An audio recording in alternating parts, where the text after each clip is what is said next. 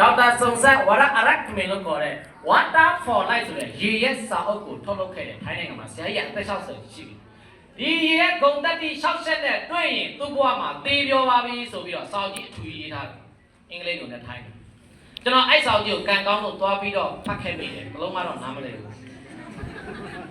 ဒါပေမဲ့လူရန်ရဲ့ခန္ဓာကိုယ်ထဲမှာခန္ဓာကိုယ်နဲ့ကိုက်နေတဲ့ရေဟာတိတ်ကိုရှားပါပါလားဆိုတော့သိကြရတယ်အဲ့ဒါကြောင့်မဖတ်တတ်ရင်မဖတ်နဲ့မြန်မာလိုပြောပြပေးမယ်ကောင်းလားမကောင်းလားကောင်းတယ်ကောင်းတယ်အဲ့ဒါကြောင့်ဟုတ်ပြီဒီနေ့စူလီယန်ရေတက်ဆက်ကိုကြည့်ကြည့်အောင်ကျွန်တော်ရဲ့ခန္ဓာကိုယ်မှာအလုံးလုံးတဲ့ပုံစံရေကမီးမလို့ဘာမလို့လဲမီးမလို့အာတာချက်ကမီးမလို့လျှက်စစ်သုံးစရာမလို့အာအိုရေမဟုတ်ဘူးဘာရေလဲအာနိုအာအိုဆိုတာကလျှက်စစ်နဲ့ပတ်သက်ပြီးတော့ဖြတ်တန်းပြလိုက်တဲ့အခါမှာရေရဲ့သူ့ရဲ့ဓာတ်တဘာဝကိုပျက်စီးသွားတယ်ဒါပေမဲ့အာအိုရေကရေကိုတော့တန့်စေရခန္ဓာကိုယ်ကိုတော့အကျိုးပြုမှုအားနည်းတယ်အဲ့ဒါကြောင့်ရေဟာတောက်ရင်ဘိုက်ဝါတယ်လို့ထင်တာဟုတ်လားမဟုတ်ဘူးလားဟုတ်တယ်ဒါကျွန်တော်ခန္ဓာကိုယ်ရေကြည်လားရင်ကြည်လားရေကြည်တယ်ဒါဆိုသူကနေပြီးတော့လောလောပုံက9လုံးမှာဘယ်နှလုံးပါတာလဲ73စင်ပါတယ်အဲ့တော့ပါတဲ့နေရာပထမဆုံးကျွန်တော်တို့ကခန္ဓာကိုယ်မှာကိုယ့်ရဲ့ခန္ဓာကိုယ်ကျန်းမာရေးကိုကာကွယ်ဖို့အတွက်ပထမဆုံးရေကောက်အိမ်မှာရှိလားမရှိဘူးလားတော့အိမ်မှာသုံးနေတဲ့ရေကောက်နော်ကျွန်တော်တို့ဒီတာမန်ရေတွေကိုမတော့သုံးခင်မှာကြည့်ကြည့်အောင်ရေနဲ့ပတ်သက်တဲ့ပြဿနာတွေဒီထဲမှာပင်ရလုံးဦးတဲ့လူတွေလက်ထောင်ရေဝဲတောက်တာလားပိုက်လေးကိုဖွင့်ပြီးရေခဲနဲ့တောက်တာလားသိရှိတာမရှိဘူးလား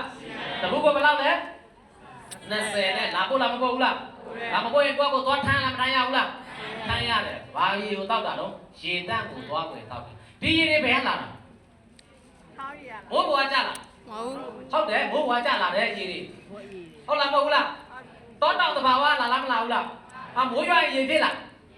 တောတဘာဝတွေကနေပြီးတော့တောတောင်တွေကနေရေထွက်လာရေကြီးကိုတွန်းရောက်ရေထွက်လာ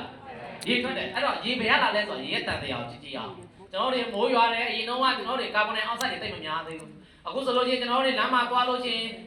ကားတွေဆိုင်ကယ်တွေစက်ရုံတွေအလုပ်ရုံတွေပေါ်များလာတာမပြောများလာဘူးလားအဲ့ဒါတွေကကောင်းကင်ကိုရောက်သွားတဲ့အခါမှာမိုးရွာချတဲ့အခါမှာဟိုးချင်းချင်းတုန်းကလူကြီးတွေအဲ့မိုးရေရွှင်ပါကောင်းတာလေအခုကျွန်တော်တို့မိုးမိပါဖြစ်တာချားတာတွေ့လားအဲ့တော့မိုးရေကတန့်သေးလားတန်တော့မိုးရေအထိမှတော့ကြောက်နေရတဲ့ဘောကဟုတ်လားမဟုတ်ဘူးလားဟုတ်တယ်အဲ့ရေမတန့်တော့အဲ့ရေကဘယ်ကိုပြန်ဆင်းသွားတာလဲဒီချောင်းအင်းရဲ့ညကိုသွားလားမသွားဘူးလားသွားတယ်ကျွန်တော်တို့ရဲ့မျက်လုံးထဲမှာအိမ်ကိုပြန်ကြည့်ကြည့်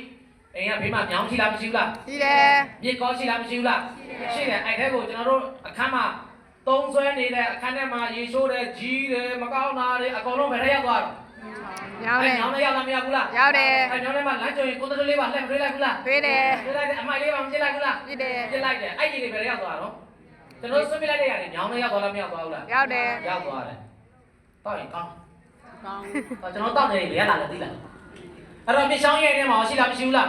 ရှိတာပဲအဲ့လိုမျိုးရေတွေကိုတောက်ရင်အန်ရရှိတယ်ဆိုအောင်သိတယ်တောရွာတွေမှာဆိုလို့ရှိရင်ကျွန်တော်တို့နွေရာသီမှာဘာလို့တော့တော်လားမတော်ဘူးလားတိုးတယ်တော်တဲ့ဘက်တစ်ဘက်ရှိတယ်မတော်တဲ့တော့မသိဘူးအဲ့ရှိတဲ့လူတွေပဲဟုတ်တယ်နွေရာသီမှာဆိုရှောက်သွားတယ်သဘောတရားသဘောထားလိုက်မိုးရင်းဆိုမိုးရတော့စိတ်ပြီးတော့ဘယ်ထဲပြန်ဝင်စီးလာအဲ့တော့ရွာတွေမှာဆိုလို့ရှိရင်အိမ်နဲ့အိမ်သားနဲ့ရေနဲ့ဘယ်လောက်ကွာဝေးပြရမှာတော့အဲ့ဒါဟုတ်လားမဟုတ်လားဟုတ်ကဲ့အဲ့တော့ကျွန်တော်တို့က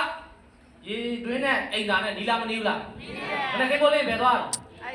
အိမ်သားလေးကနေစိုက်ပြီးတော့ဘယ်ထဲပြန်ဝင်သွားတော့ရေတွင်းတူရတာပေအများကြီးတူးစရာမလိုရေထွက်လာမတော့ဘူးလားဟုတ်ကောင်းပါကောင်းအဲ့ဒါသမီးချက်တယ်